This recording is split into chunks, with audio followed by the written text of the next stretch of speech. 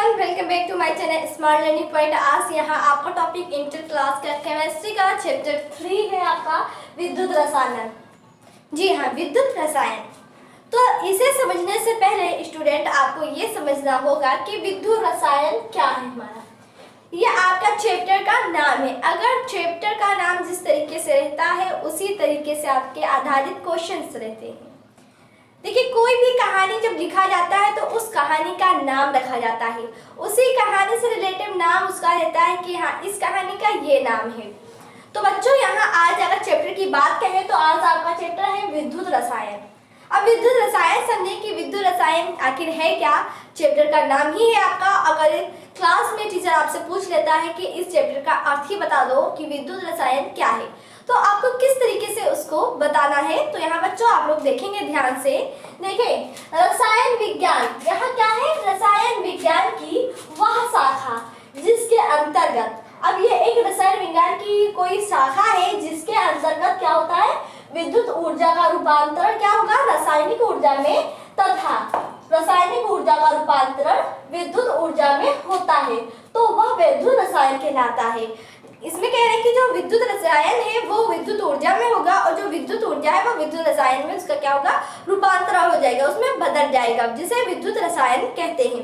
अब देखिए, विद्युत रसायन दो तरीके से होता है कि विद्युत रसायन को दो भागों में बांटा जा सकता है। यहाँ ध्यान दें, पहला आता है विद्युत अपघटनीय सेल किसे कहते हैं, किसे विद्युत अपघटनीय सेल किसे कहते हैं, या अपघटनीय सेल किसे कहते हैं, तो वे सेल जो विद्युत ऊर्जा को, अब यहाँ विद्युत ऊर्जा को क्या होगा, रासायनिक ऊर्जा में बदल देते हैं, उसे विद्युत अपघटनीय सेल कहते हैं। क्या कहते हैं, विद्युत अपघटनीय सेल।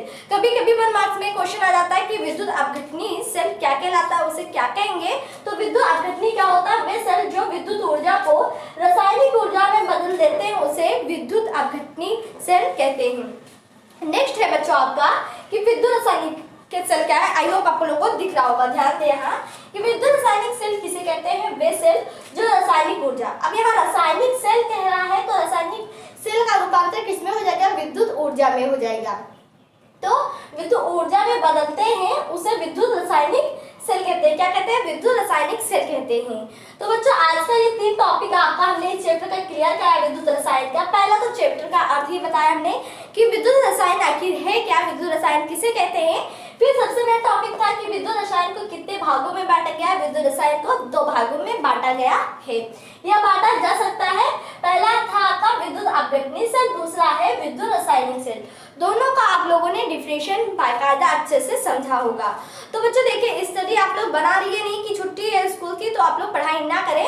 आप लोग को इसी छुट्टी में बहुत कुछ पढ़ लेना है, बहुत कुछ तैयारी कर लेनी है आपको कि ओपन होगा स्कूल, फिर उसके बाद में आपका एग्जाम डेट आने लगेगा, किसका, हाफ ईयरली एग्जाम का। तो हाफ ईयरली एग्जाम की आपको देना है, अच्छे से स्टडी बनाए रखें और इसका स्क्रीनशॉट ले लें।